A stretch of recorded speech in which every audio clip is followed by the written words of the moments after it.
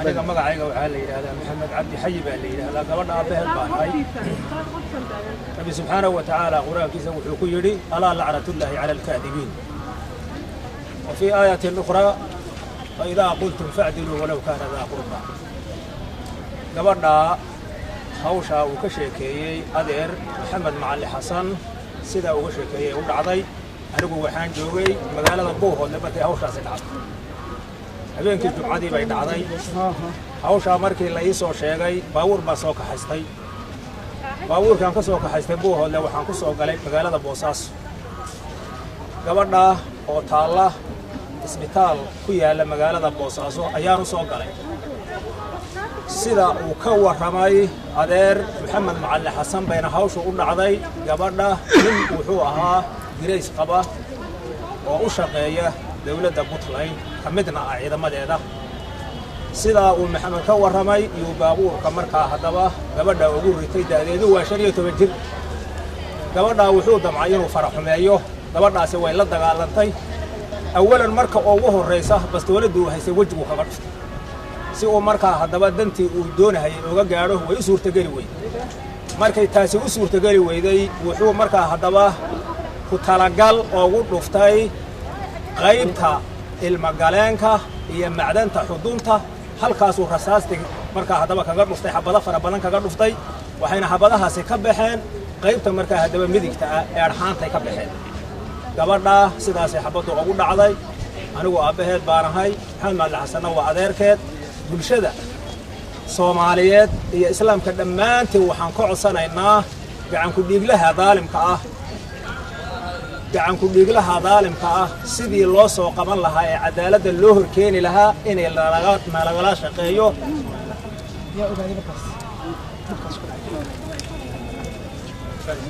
arrintaa waxaa ka warhayay markiiba rag maqaaxi meeshii fadhiyey yaa markaa haddaba hawshii u kacay gabadhii oo meeshii taallabay soo qaadeen waxay keeneen meherad biibita oo meeshaa ku taallay gabadhii waa la waraystay markii la waraystay ehliyadii wixii meesha joogay iyo wixii islaam ee waxgalad ahaa halkii ugu yimid halkii baa laga qaaday anigoo aan la isoo wicin markii la arkay dhacdada ku taalla iyo sida ay tahay ehelkii markaa haddaba u yimid meesha aniga isoo wacay sidaasay xaaladdu ahayd magaciisa iyo qolada uu yahay raggii yaqaanay ee meesha joogay baa noo sheegay taasina markaa haddaba waa tu buluufa isagay arkeen oo yaqaanaan oo baabuurkiisa la yaqaanay oo ninka uu u shaqeeyo ee mas'uulka la yaqaanaa maca moobiladooda iyo lambaradooda iyo sawirkooda iyo qabiilkooda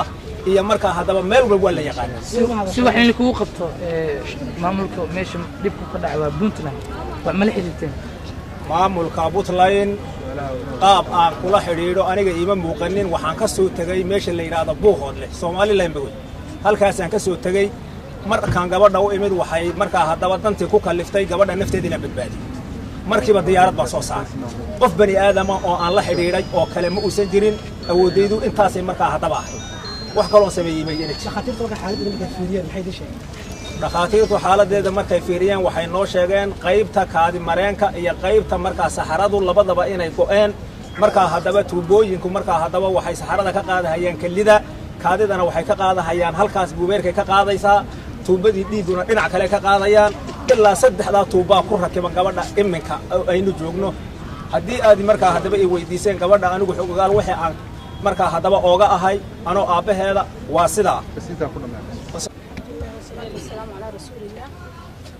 ساعد كيسان وحن جورنا اسبتالكي طيب أردوغار اسبتالكي هوري الدكفير oo aan ku soo booqanay oo ay taalo gabar dib ku soo dhacay aad hadda wada maqlaysaan oo waalidkeedii ka sheekeynayeen dibkaasna uu soo noqnoqday maalin kastana wuu dhacaa laakiinse wuxuu ahaa qaabka uu dhacayaa qaab ka duwan ahaa ninkii falka geystay oo la yaqaano oo la sheegayo magaciisa iyo meeshuu jooga la ogyahay iyo qaabka uu falka u geystay oo ah qaab naxariis darro ah in markii gabadhii iska celisay oo uu diiday ay diiday inuu kufsado inuu haddana uu xabad ugu jawaabo waxa waaye wax nasiib darro ah oo asxaan darro ah kolley waxaan ka codsanaynaa maamulkii iyo meeshii uu ka tirsanaa iyo ehelkiisaba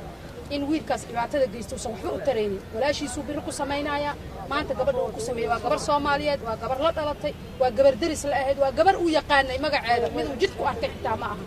marka inaan ninkaas oo kale la qarsanin ayaan ka codsanaynaa maamulka iyo deegaanka iyo dadka dariska la ahba in cadaaladda la hor keeno laga jaasiyo ama lagu ciqaabo wixii uu gabadhaas ku sameeyey Soomaaliyeed biri adigu idinku samaynaya annagu nagu samaynaya qof kasta uu ka gaaro ku samaynaya dambiga intuu yar yahayna hadaan qofka laga qabanin biri waxaan wax ka weyn u samaynaya hadda gabadhi nafteeda ma aysan go'in alxamdulillah gabadh karti badan adkaysi badan marka u tagtid xitaa ku dhahaysa alxamdulillah waan fiicanahay laakiin dhibaato waxa ugu filan qof aanan meeshii loogu talagalay qaadidana aan ka kaadi karin meeshii saxarada loogu talagalay aan ka saxaroon karin oo aalada ay ku wada xiran yihiin iyo tubooyin xanuunka waa dareemi kartid marka waxaan ka codsanaynaa wiilasha Soomaaliyeed waxa saas sameynaya wiilal dhigooda ah iyagoo kaleeta ah way markay midaan oo kala gaarto hadaan gabdhihiina inay xanaaqnayaan yani yaa dhibna looga arkay wiil kasta oo Soomaaliyeed oo damac qaado waxaan ka codsanayaa rasuulka sallallahu alayhi wasallam ninkii guur gaaray wuxuu yiri ha guursada sharafku guursada gabdhaha doonta gabadha jeclaatida oo ka heshid raadso guurso ilaaha ku baneey ina gabar guursato oo raadsato laakiin ina dhibaatadaas u geysataan gabdhaha ma aha gabdhaha waa walaalihiin waa hooyooyinkiin waa eedooyinkiin waa habriyaashiin waxaan ka codsanayaa ku qori wata iyo aan qori wadaninba qorigaan maalina laga tagaya waana soo dhamaadayba hadda waa laga soo wada tagay inta yartoo ku dhimanna inaysan dadka dhibaato ugu geysanin aysan bulshadooda iyo walaalahood ku dhibaataynin dawladda Soomaaliyeed iyo mas'uuliyiinta Soomaaliyeed waxaan ka codsanayaa ayagana gabadhan caafimaadkeeda ilaa iyo ay meel kaga ogaato ayadana inaan la dayicin caafimaadkeeda laga warqabo maanta waan u tagnay waan la joognaa inaysan maanta kaliya iimayl yahay in laga sheego aysan ku ekaanin waalidka waxay ka keeneen boosaaso oo ogtiin maanta magaalada Muqdisho inta ay u jirto intaas marka waalidkii ka yimid oo aanan inta guri ku deganayn laga yaabo ehel ama qaraabo kaliya inuu la joogo haddana inaan gabadhoodii dawladii ay ka warqabi weyso waxaa waaye nasiib darro kale oo ku dhacday waa ehelka marka kii saas yaala mararka qaarkood waxaa ka daran kii kugu fiirsaday kugu daaweyn waay marka dawladana waxaa ka codsanayaa gabdhaha Soomaaliyeed inay gabadhooda ka warqabaan biri annaga ay nagu dhacaysaa qof kale ku dhacaysaa حديث رسولك وحوها والله في عون العبد ما كان العبد في عون أخيه انت قفك ولالك وكالمينا يا قفك كلا ولالكيس إلهي أصلا كالمينا marka inaan gabadha si wada jir uga wada warqabno mas'uuliyadeedana saaran dadka kaleeta iyo deegaanka iyo maamulka Puntland waxaan ka codsanaynaa ninkaas la sheegayo hadiiba uu jiro oo ay siday gabadha u sheegtay uu yahay in si dhaqso ah ku soo gacan geliso oo cadaaladda ku horteento gabadhoodii gabadheena waa isku mid waa gabdho Soomaaliyeed waxa waa dhibka gaaray gabadhaas kuna wada gaaray waana mahadsantihiin assalaamu calaykum waxaa xog dheeri lagu hayaa ninka iyo gabadhu macaamil bay ahayd oo sheekaysan jireen dadkana waa taqaanaa dadka sheekaysta wadada is yaqaana oo xaafadda laga yaqaano oo bulshadu taqaano ma ahayn wax dhuumaala ninkaan nin la yaqaano oo gabadhu iskaasin jiray buu ahaa markuu falka geystayna waa la ogaa Cabdiqaadir Warsame Axmed oo la yaqaano ahaa ninka gabadha fursaday dilka iyo dhibkan u geystay ma ahayn nin muhmal ku jiro iyo badmadow marka ninkun ogaala markii uu gabadha dhibka ku sameeyay si caana loo soo bixiyay meesha uu joogay waa laga soo masaafuriyay dadka qaraabadiisa baa ka soo bixiyay waxa la keenay Garowe waa laga soo bixiyay gaalka ayaa la keenay xogta aan anagu ognahay gaalka ayuu jooga hadda ma ordin cid ka cabsanay cid uu isleeyahay maanta waxay ka qabanaysaa midna ma jiro سلوك أركي مثل مجا عشان قف كسولية سلوك حاله واحد يمسك كره هذا نكون قبل كسر ولا يقان قاري كسر ولا يقان إن لوجي هاي ولا يقان وين كنا نقول كسر ما إيه الكلام ده تلي عامه ولا هذا مجا عيسى وحالي هذا عبد الرزاق عيسى حسين وقوم على خاتمه يضربوا له مركان نكون نسي أنا قال يقان لو يقان وين بسم الله الرحمن الرحيم الحمد لله رب العالمين وحرب هالكن أنا وربحنت وإبانة الفيش هيشان فيش كويتونات شنتي فيش كويتونات أنا كدي بوربحين كل عدي فإسم محمد عبدي وكل عدي تضوي الله تنكي فيش تبنات وكل عدي معمول قبلت كبودلان مجالات اللي يقان بوساسو قبل راسو فإسم محمد عبدي ودبعته وبستي أرحلاوي كتلسن دولة بودلان qaybta sida la sheegay ciidamada badda magaciisana la yiraahdo Cabdiqaadir Warsame Axmed